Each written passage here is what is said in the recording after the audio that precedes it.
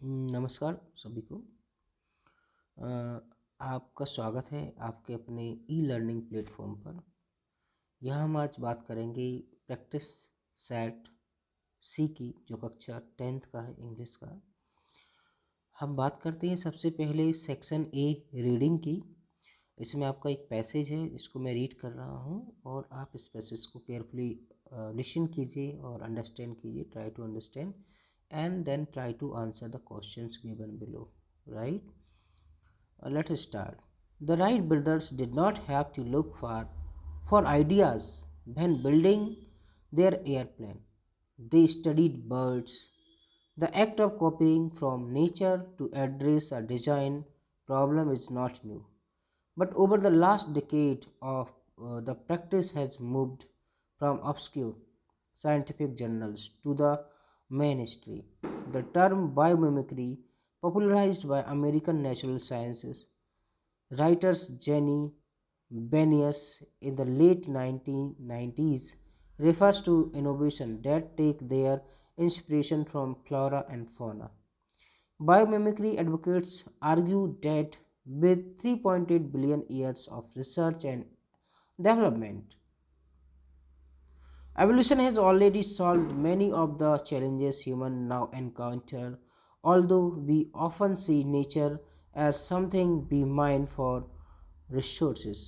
Biomimicry views nature as mentor from all around the globe. There are countless instances where natural sources have served as inspiration for inventions that promise to transform every sector of society.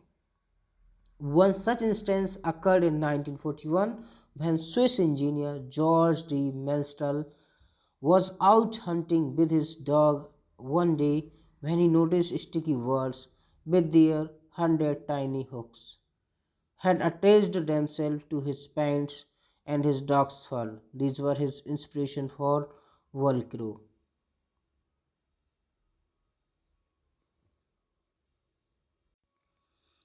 Now we talk about the questions of the passage. देखते हैं, आगे बढ़ते हैं इनके questions की ओर।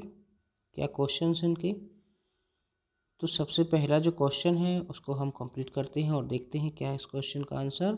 The airplane was inspired by, जो airplane है वो किसके द्वारा इंस्पायर्ड था? That was the option B, birds. पक्षियों को देखते हुए उन्होंने एयरप्लेन का निर्माण किया था। Biomimicry refers to designs that is the option C, are inspired by natural things. Biomimicry जो कि हम प्रकृति का अनुसरण करके बहुत सारी चीज़ों को सीखते हैं। Option 3, biomimicry views the natural world as a, तो natural world as a mentor, है ना? Option B is correct. Question number 4, what has helped solve many of the challenges encountered by man? That is the correct option is evolution, that is given in the passage already.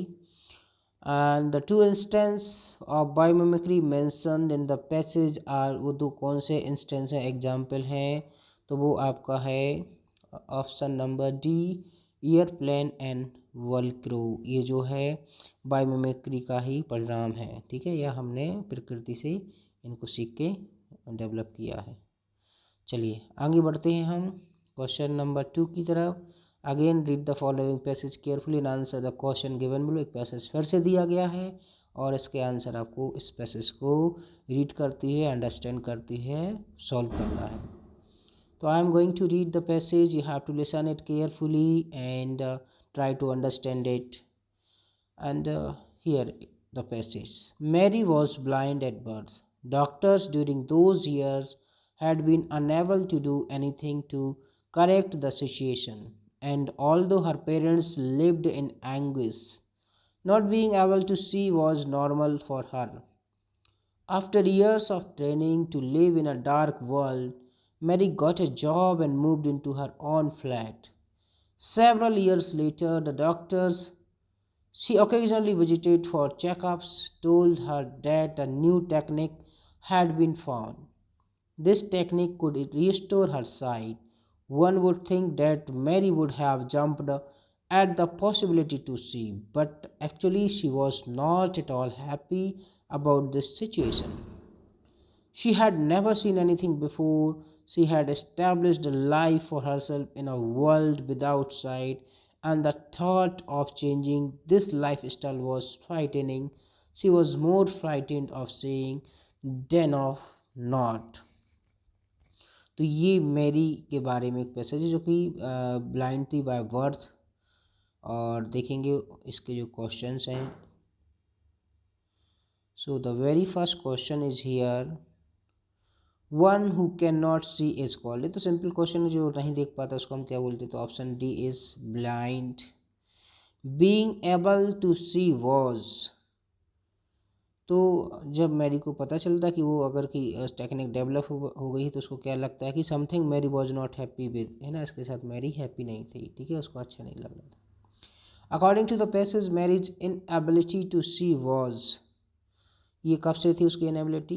ये थी option C present from birth, ये जन्म से ही थी। Mary got a job after, तो the option B is the correct answer here. Years of training to live in a dark world, मतलब उसने कई सालों की मेहनत के बाद अंधेरे में रहते हुए, है ना।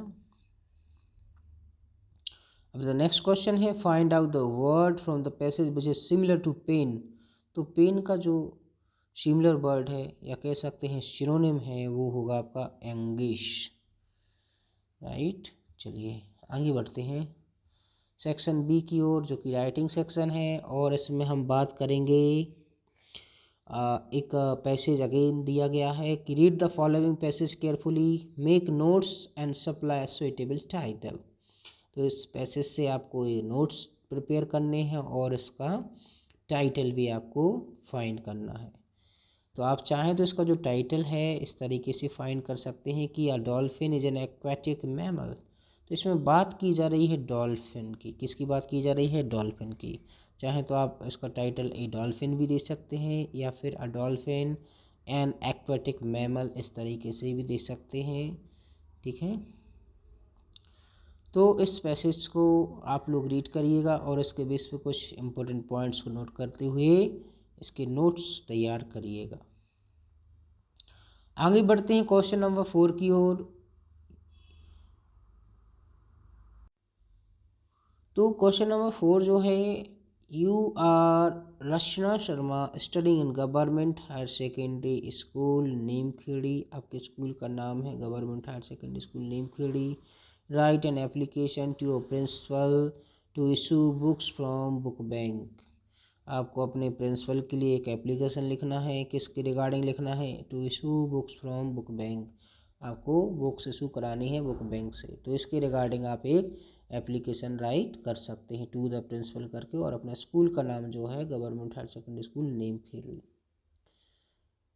ओके, नेक्स्ट क्वेश्चन है कि write a letter to your friend inviting him to spend summer vacations with you. तो अपने फ्रेंड को एक ये इनफॉर्मल लेटर है जो कि आपको समर वेकेशन आपके साथ में वो व्यतीत करे, इसके रिगार्डिंग आपको एक लेटर लिखना है। वेरी सिंपल क्वेश्चन, आप जो भी लेटर लिखे हैं उसको कंप्लीट कर सकते हैं, याद कर सकते हो। नेक्स्ट क्वेश्चन जो है आपका क्वेश्चन नंबर 5 है, right an essay on any one of the following topics in 150 words. तो सबसे पहले आप burning problem of India, India में जो बर्निंग प्रॉब्लम है, सपोज पॉल्यूशन, ओके, कोई भी आप प्रॉब्लम ले सकते हैं, ठीक है,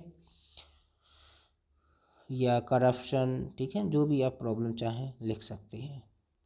सेकंड है ट्रेन जर्नी, अगर कि आपने कोई ट्रेन जर्नी की है या कोई याद किया है इस पे, तो उस पर भी आप कंप्लीट कर सकते हैं। इम्पोर्टेंस ऑफ न्यूज़पेपर का महत्व बताती है एक पैसेज, ऐसे आपको डेवलप करना है। और द नेक्स्ट है माय बेस्ट फ्रेंड, इस पर भी आप बहुत बढ़िया ऐसे ही लिख सकते हैं अपने फ्रेंड के बारे में। और में भी दिया गया कि write a paragraph on any one of the following topic in about 150 words. Shape water, water की रिगार्डिंग, और गुड मैनर्स और एटिकेट्स की रिगार्डिंग आप एक पैराग्राफ डेवलप कर सकते हैं। आगे बढ़ते हैं क्वेश्चन नंबर 6 की ओर। On the basis of the picture given below write a short paragraph on how we can make our environment polythene free in about 75 words and also give a suitable title. तो इसमें आपको क्या करना है कि आप किस तरीके से पॉलीथीन फ्री इन्वायरमेंट कर सकते हैं, इसके रिगार्डिंग एक पैराग्राफ आपको डेवलप करना है। Say no to poly bags save earth, ये इसकी थीम है। इसका टाइटल आप दे सकते हैं इतना, से नो टू पॉली बैग्स और सेव अर्थ, राइट। चलिए आगे बढ़ते हैं। वहीं हम बात करते हैं सेक्शन सी ग्रामर की। तो ग्रामर का पार्ट देख लेते हैं, और ये इम्पोर्टेंट पार्ट, राइट। 5 मार्क्स की 2 आर्टिकल रहेंगे, 7 क्वेश्चन जो है फिल इन द ब्लैंक्स। इसका फर्स्ट देखेंगे, when they reach the station. अब बात चल रही यहाँ रीच्ड, राइट। तो आप जानते हैं कि जो रीच्ड है यहाँ वर्ब की सेकंड फॉर्म लगी हुई है, मतलब ये पास्ट टेंस है, ठीक है। अब आगे का जो टेंस होगा वो आप जानते हैं, ठीक है। इसमें हेड लगा हुआ है, वर्ब की थर्ड फॉर्म यहाँ पे आएगी, ठीक है। जब H form of the helping verb लगता है तो यहाँ वर्ब की थर्ड फॉर्म आएगी, तो ऑलरेडी कौन सी फॉर्म आएगी, left. When they reach the station the train had already left. जब वो स्टेशन पहुँचे तो ट्रेन पहले ही जा चुकी थी, राइट। बात करते हैं हम नेक्स्ट की, क्वेश्चन नंबर 2 की। Ravi is then blank university student. तो आप जानते हैं कि ये जो यू है, राइट, तो ये जो साउंड दे रहा आपका या साउंड, ठीक है, और कॉन्सोनेंट साउंड है। तो आप यहाँ कॉन्सोनेंट का जो है कौन सा आर्टिकल जो है यूज कर देंगे, तो a, Ravi is a university student. अगर कि यहाँ ऐसा होता कि रवि इज ये स्टूडेंट ऑफ द यूनिवर्सिटी, ठीक है, तो किसी पर्टिकुलर यूनिवर्सिटी का नाम दिया होता तो वहाँ पे हम द कर देते, ठीक है, कि Ravi is a student of the Sagar university या फिर दिल्ली यूनिवर्सिटी। आगे बढ़ते हैं क्वेश्चन नंबर 3 की ओर। I often go to Mumbai. अब बात चल रही है मुंबई प्लेस की, ठीक है। अब इसके लिए आपको रिलेटिव प्रोनाउन जो है, सॉरी रिलेटिव क्लॉज जो है, ठीक है, वो हम विच यूज कर देंगे, ठीक है। I often go to Mumbai which is the commercial capital of India. Number 4 की बात करते हैं। Do you usually go out. अब ये प्रीपोजिशन है, ठीक है, तो इस डे है, संडे की बात चल रही है, संडे इवनिंग्स, तो यहाँ पे हम ऑन का यूज कर देंगे, ठीक है। Do you usually go out on Saturday evenings. Next हम बात करते हैं 5th की। Will you buy some apples for me. इसमें आपका सम आ जाएगा, will you buy some apples for me. आप एक रिक्वेस्ट के तौर पे कर रहे हैं कि क्या आप मुझे कुछ एप्पल ला देंगे या खरीद देंगे। नेक्स्ट हम बात करते हैं, I am putting on weight, you should go on a diet. आपको भी डाइट पे जाना चाहिए, ठीक है। तो सिंपल सजेशन है ये यहाँ पे, ठीक है, शुड आ जाएगा इसमें आपका। आगे हम बढ़ते हैं और बात करते हैं क्वेश्चन नंबर 8 की, जो कि डू इज डायरेक्टेड का पार्ट है, ठीक है। और इसमें हम देख लेते हैं कि जो पहला क्वेश्चन है, Rashmi does her work daily make negative. इसको नेगेटिव बनाना मतलब इसमें हमें नॉट का यूज करना है, कब, हेल्पिंग वर्ब के बाद। तो हमें देखना है कि रश्मि डज, ये क्या ना यहाँ पे एक्चुअल में मेन वर्ब है, Rashmi does her work daily. तो अब हमें पता है कि रश्मि, अब मेन वर्ब के साथ वर्ब में एस लगा हुआ है, ठीक है, तो ये वर्ब का फर्स्ट फॉर्म प्लस एस है, ठीक है, राइट। तो Rashmi does her work daily, ये इसमें आपको नेगेटिव बनाना, तो सिंपली रश्मि डज नॉट और वर्ब को फर्स्ट फॉर्म में ले आएंगे, Rashmi does not do her work daily, इस तरीके से हो जाएगा, ठीक है। Rashmi does not do her work daily, इस तरीके से। सपोज इसी में एक और क्वेश्चन होता कि Rashmi did her work daily. Did लगा होता तो हमें क्या लगा देना था वहाँ, did not do, Rashmi did not do her work daily. Suppose do के लिए होता है question, we do our work daily, तो क्या हो जाता, we do not do our work daily. इस तरीके से ये क्वेश्चन कंप्लीट आपका हो जाता, नेगेटिव बन जाता। नेगेटिव मतलब आपको क्या करना है, सिंपली हेल्पिंग वर्ब के बाद आपको नॉट का यूज करना है, ओके। आगे बढ़ते हैं क्वेश्चन नंबर 2 की ओर कि समीर शट द डोर।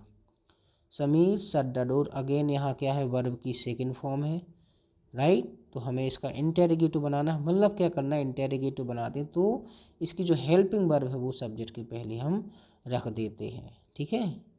तो हो जाएगा, इसकी वर्ब का सेकंड फॉर्म है तो यहाँ हेल्पिंग वर्ब हो जाएगी डिड, पास्ट टेंस है ये, ठीक है, सिंपल पास्ट है। तो डिड समीर, अब आप जानते हैं जब डिड लगाते हैं वर्ब का फर्स्ट, तो यहाँ पे पास्ट सिंपल में वर्ब का फर्स्ट फॉर्म आ जाता है, ठीक है। Did Sameer shut the door, shut the door, इस तरीके से हो जाएगा, क्वेश्चन मार्क पुट कर देंगे। नेक्स्ट क्वेश्चन हम देखेंगे, इसमें वेरी सिंपल, ये रीअरेंज करना है इसको, ठीक है, इसको मीनिंगफुल सेंटेंस डेवलप करना है, फ्रेम करना है। तो आप जानते हैं कि ऑनेस्टी से रिगार्डिंग है, तो ये हो जाएगा honesty is the best policy, इसका आपका आंसर हो जाएगा honesty is the best policy, ये आपका करेक्ट आंसर हो जाएगा। वहीं हम बात करते हैं क्वेश्चन नंबर 4 की, जो कि दिया है Hindi is taught by mister Sinha, ठीक है। तो चेंज इनटू एक्टिव वॉइस, ये एक्टिव वॉइस में आ गया, कभी कभी एक्टिव से पैसों में आता है, लेकिन अभी यहाँ हमें पैसों से एक्टिव में चेंज करना है। तो कैसा हो जाएगा, सबसे पहले हम मिस्टर सिन्हा जी को आगे लाएंगे, सब्जेक्ट के तौर पे यूज कर लेंगे, ठीक है, मिस्टर सिन्हा, और क्या हो जाएगा, एक टेंस वापस जाएंगे, ठीक है। तो टीचेस, TEACHES, ठीक है, मिस्टर सिन्हा टीचेस हिंदी, इस तरीके से सेंटेंस हम फ्रेम कर लेंगे, डेवलप कर लेंगे। चलिए आगे बढ़ते हैं। Shania said I am making tea, ये जो है इसको हमें क्या करना है, इनडायरेक्ट स्पीच में बदलना है, राइट। किस में बदलना है ये हमें, इनडायरेक्ट स्पीच में।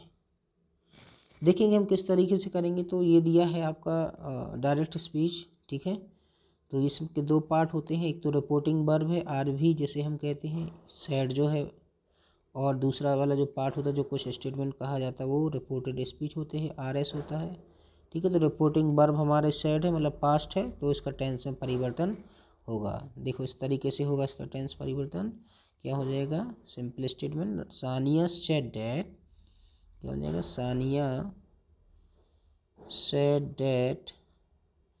अब ये फर्स्ट पर्सन है आई, तो according to subject of the reporting verb के अनुसार चेंज होगा। सानिया सेड डैट सी, अब एम की जगह हो जाएगा वॉज, ठीक है, क्या हो जाएगा, पास्ट में परिवर्तन, सी वॉज मेकिंग टी, ओके, इस तरीके से फ्रेम कर लेंगे। क्वेश्चन नंबर 6 देखेंगे, last but not the least question, the train will arrive in 30 minutes, frame a question with when. अब व्हेन का यूज करते हमें एक क्वेश्चन बनाना है, तो क्या हो जाएगा, when will the train arrive, क्या हो जाएगा, व्हेन से बनाना, तो when will the train arrive, इस तरीके से ये हमारा सेंटेंस कंप्लीट हो जाएगा, क्वेश्चन मार्क लगा दें। आगे बढ़ते हैं, सेक्शन डी की बात करते हैं, जो कि टेक्स्ट बुक का पार्ट है, ठीक है। क्वेश्चन नंबर 9 की हम बात करते हैं यहाँ पे, ठीक है। Answer the following question, the lesson his first flight is about, first flight जो लेसन है वो किससे है, शीगल से रिलेटेड है, एक बर्ड से रिलेटेड है, पक्षी से। क्वेश्चन नंबर 2 है, which of these messages does the poet want to convey through the poem Amanda, Amanda जो पोएम हमने पढ़ी है उसके द्वारा पोएट जो है कौन सा मैसेज देना चाहता है। Option B is correct here, option B कि children should be given freedom, बच्चों को स्वतंत्रता दी जानी चाहिए। नेक्स्ट क्वेश्चन है, कूर्ग इज फेमस फॉर, तो C for Coorg, C for coffee, ठीक है, ये किसके लिए फेमस है, ऑप्शन सी कॉफ़ी। अब नेक्स्ट क्वेश्चन की हम बात करेंगे, mustard was, what is the correct answer, option number B Belinda's yellow dog, ठीक है, ये उसका नाम था, ठीक है। ऐसे जो है ये पोएम है। और इसमें और भी कैरेक्टर्स के कुछ पेट नेम थे, जैसे कि किटन को इंक बोला जाता था, है ना, माउस को ब्लिंक, डॉग को मस्टर्ड और ड्रैगन को कस्टर्ड। आगे बढ़ते हैं क्वेश्चन नंबर 10 की ओर, जो कि अगेन एक एक्सट्रैक्ट दिया गया है फ्रॉम द प्रोज, और इसके बेस पे हमें कुछ क्वेश्चंस के आंसर्स करने हैं।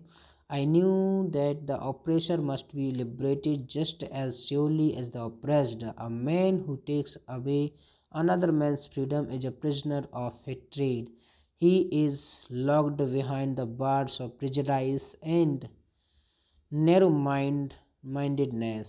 I am not truly free if I am taking away someone else's freedom just as surely as I am not free when my freedom is taken from me. The oppressed and the oppressor alike are robbed of their humanity. तो ये जो passage है ये हम जानते हैं कि long walk to freedom Nelson Mandela ji का जो चैप्टर है उनकी ऑटोबायोग्राफी उससे लिया गया है। ठीक है, अब हम इसके क्वेश्चन कंप्लीट करते हैं। ठीक है, तो सबसे पहला जो क्वेश्चन है आपका, इसको हम देखते हैं कि who is the writer of the lesson from which the text has been taken. तो आप जानते हैं कि नेल्सन मंडेला जी की ऑटोबायोग्राफी, तो ऑब्वियसली ऑप्शन सी करेक्ट होगा, Nelson Mandela. A man who takes away another man's freedom is a prisoner of hatred, कि Mandela जी ने बोला है, दिया गया है पैसेज में। Find out the word from the above text which is opposite.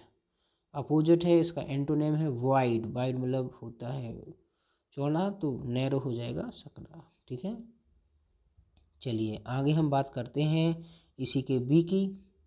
तो दिया है कि read the following extract carefully and answer the question given below. He hears the last voice at night, the patrolling cars, and stares with his brilliant eyes at the brilliant stars. A tiger in the zoo, a poem है, उससे ये लिया गया है। तो देखें question इसके, from which poem the above lines have been taken, तो ऑलरेडी बता दिया है, C a tiger in the zoo. What does he stares at, किस चीज़ को वो स्टेयर करता है, जो टाइगर होता है तो वो स्टेयर्स स्टार्स को देखता है। Which of the following is opposite, और antonym of the word brilliant का अपोजिट है यहाँ पे आपका ऑप्शन बी डल। वहीं हम क्वेश्चन नंबर 11 की बात करते हैं। 2 मार्क्स के 6 क्वेश्चन हैं। पहला क्वेश्चन है आपका, why did the post master send money to Lencho and why did he sign the letter God. तो पोस्ट मास्टर जो है लेंचो को पैसे क्यों भेजता है और वो गॉड के साइन क्यों करता है, राइट। तो इस तरीके से हमें इनके आंसर करने हैं। तो क्या हो जाएगा इसका answer, the post master sends money to Lencho and signs the letter God in order to keep Lencho's faith in God's life. ठीक है, तो गॉड में विश्वास रखने के लिए वो है उसका विश्वास ताकि टूटे ना गॉड के प्रति, इसलिए वो पोस्ट मास्टर जो है पोस्ट ऑफिस के एम्प्लॉयज़ से पैसे कलेक्ट करता है और 70 पैसोस वो किसको भेज देता है, लेंचो को भेज देता है। ठीक है, a letter to God chapter जो है उससे ये लिया गया है। दूसरा हम बात करेंगे, why were the 2 national anthem sung on the day of oath taking ceremony. ये नेल्सन मंडेला जी के है अलॉन्ग वॉक टू फ्रीडम से। ये 2 नेशनल एंथम क्यों गाए गए थे जब वो टेकिंग सेरेमनी हुई थी। ठीक है, the 2 national anthems were sung to show the feelings of unity and integrity among the blacks and whites, ताकि उन दोनों में ब्लैक्स एंड वाइट्स में इंटीग्रिटी या यूनिटी बनी रहे। Why was mister Keesing annoyed with Anne. Mister Keesing जो थे एनी के टीचर थे, ठीक है, वो अनॉयड क्यों थे। What did he ask her to do, और वो उससे क्या करने को कहते हैं। तो very simple, diary from Anne Frank का है जो, mister Keesing was annoyed with Anne because she was very talkative in the classroom, वो क्लास में बहुत ज़्यादा बात करती थी। He punished her by giving her extra homework, और वो उसको पनिश करते हैं, ऐसे लिखने के लिए देते हैं उसको। ठीक है, इस तरीके से वो पनिश करते हैं। क्वेश्चन नंबर हम 4 की बात करेंगे, what game had Midge invented. Midge will the order से है कि मिज ने कौन सा गेम इन्वेंट किया था। Midge invented a game with a ping pong ball. Ping pong ball से उसने गेम इन्वेंट किया था। विच केप्ट हिम बिजी, जो कि उसे हमेशा बिजी रखता था। For up to half an hour at a time, लगभग हाफ एन आवर, आधे घंटे तक। क्वेश्चन नंबर 5 की बात करेंगे। What was Balli's favourite pastime. Balli का फेवरेट टाइम क्या था। Balli's favourite pastime was to stand in front of doorway of her house and watch what was happening in the street outside. वह अपने दरवाजे के यहाँ खड़ी हो जाती थी और देखती थी कि बाहर क्या हो रहा है। क्वेश्चन नंबर 6 की बात करेंगे। हाउ डिड बल्ली save up money for her first journey. तो पहली जर्नी करने के लिए वह कैसे पैसे को इकट्ठा करती है। तो Balli had carefully saved whatever stray coins came her way, resisting every temptation to buy peppermints, toys, balloons and the like. तो वो जो भी चीज़ें थी वो सबको खरीदती नहीं थी और कुछ पैसे वो कलेक्ट करती रहती थी। नेक्स्ट क्वेश्चन है कि हाउ डिड बल्ली नेक्स्ट क्वेश्चन है व्हाट डिड चुबको सस्पेक्ट। चुबको क्या सस्पेक्ट करता है। तो इसका आंसर हो जाएगा सीइंग लोमूव ड्रेस्ड फॉर्मली। जब वो लोमो को देखता है वो ड्रेस्ड फॉर्मली है, फॉर्मली रूप से उसने ड्रेस किया हुआ है। Chubukov suspected that Lomov had come to borrow money. तो चुबको सस्पेक्ट हो जाता है कि वो जो लोमोव है वो पैसे उधार लेने के लिए आया है। क्वेश्चन नंबर 12 की बात करेंगे जो कि आपकी पोएम से हैं। वेयर डिड द बॉल गो। तो ये जो पोएम में जो बॉल होती है वो कहाँ चली जाती। तो सिंपल आंसर है the ball went into water. इस तरीके से कर सकते हैं। तो ये दूसरा तरीका ये भी है कि when the boy was playing with his ball, the ball bounced and it bent down the street. From the street the ball fell into the water. Simple answer भी कर सकते हैं, into the water भी लिख सकते हैं आप चाहे तो। क्वेश्चन नंबर 2 की बात करेंगे। Is Amanda N orphan, why does she से सो। क्या अमांडा एक अनाथ है और वह ऐसा क्यों कहती है। तो सिंपली आप आंसर जानते हैं कि अमांडा कोई ऑर्फन नहीं थी। नो, तो किस तरीके से लिखेंगे। No, Amanda is not an orphan. She says so, वो ऐसा इसलिए कहती है बिकॉज क्योंकि she wants to be alone and enjoy being herself. She wants to roam around in the street alone and pattern dust with her friend. वो अपने freedom को enjoy करना चाहती थी। अब नेक्स्ट क्वेश्चन है in the poem the trees what does the poet compare the branches of trees to. तो poet किस चीज़ से ट्रीज की ब्रांचेस को कंपेयर करता है।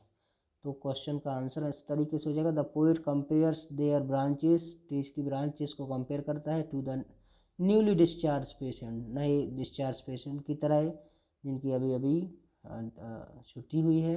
Going towards the clinic doors, जो कि क्लिनिक की डोर की तरफ बाहर के लिए बढ़ रहे हैं। राइट। तो इस तरीके से ये क्वेश्चंस कंप्लीट होते हैं और आप आगे के क्वेश्चन भी इसी तरीके से कर सकते हैं जो कि 2 मार्क्स के 4 हैं आपकी सप्लीमेंट्री बुक से। ओके। और इसी तरह एक और क्वेश्चन है आपका सप्लीमेंट्री बुक से 3 मार्क्स के 2 क्वेश्चंस हैं। राइट। 1 पोएम से है और 1 आपका सप्लीमेंट्री बुक से और 1 आपका टेक्स्ट बुक से। इस तरीके से इन सभी पोएम क्वेश्चंस को आप कंप्लीट करिए और जो भी आपको याद है पहले से उनको कंप्लीट आप कर सकते हैं। आगे बढ़ते हैं। This is the answer key that I have provided you in the last section A reading. Right. Question 1, then question 2, after then question number 3. This is the title and the notes. Then question number 4 application writing, right, for issue books from book bank. You can write in this way. और आपने जो भी याद किया उसको भी आप लिख सकते हैं, लेकिन नाम का विशेष ध्यान रखिए और स्कूल का जो नाम आया है और जो स्कूल का नाम आया उसका विशेष ध्यान रखिए। ये क्वेश्चन नंबर 6 है। On the basis of picture given below, picture के बेस पे आपको एक पैराग्राफ डेवलप करना। से नो टू पॉलीथीन बैग्स के रिगार्डिंग। इस तरीके से, और आपको जो भी याद है वो भी आप कंप्लीट कर सकते हैं, है ना। इसमें आपको प्लास्टिक बैग्स और पॉलीथीन बैग्स के क्या क्या नुकसान है, इससे कैसे बचा जा सकता है, और किस तरीके से हम एनवायरनमेंट को प्रोटेक्ट कर सकते हैं, हमारे अर्थ को बचा सकते हैं, उसके रिगार्डिंग एक पैसेज आप डेवलप कर सकते हैं। ये सेक्शन सी ग्रामर के आंसर्स हैं, fill in the blanks, do as directed. इसके बाद आपको सेक्शन डी जो टेक्स्ट बुक है, question number 9 answers, then answer of question number 10A, then 10B, और इसके बाद जो आपके आंसर्स क्वेश्चन नंबर 11 के 2 मार्क्स के हैं, जो कि वो सभी आंसर्स हैं, आप इनको नोट डाउन कर सकते हैं अपनी कॉपी में, और ऑलरेडी जो आपने किए हुए हैं उनको भी आप रिवीजन कर सकते हैं, याद कर सकते हैं अपनी परीक्षा के लिए बेहतर परिणाम लाने के लिए, राइट। ये आपके आंसर्स हैं, और देखिए आगे पूरे आंसर्स कवर किए गए हैं प्रॉपरली, और जो भी आपको आंसर याद है वो भी आंसर आप मेंशन कर सकते हैं और लर्न कर सकते हैं। क्वेश्चन नंबर 13 के हैं, 14, question number 14, then question number 15 का आंसर, सेंट्रल आइडिया दिया हुआ है पोएम का, राइट। फिर क्वेश्चन नंबर 16 का ये आंसर दिया गया है। Okay dear students, thanks for watching the video and listening me carefully. Okay, thank you all, मिलते हैं नेक्स्ट वीडियो में।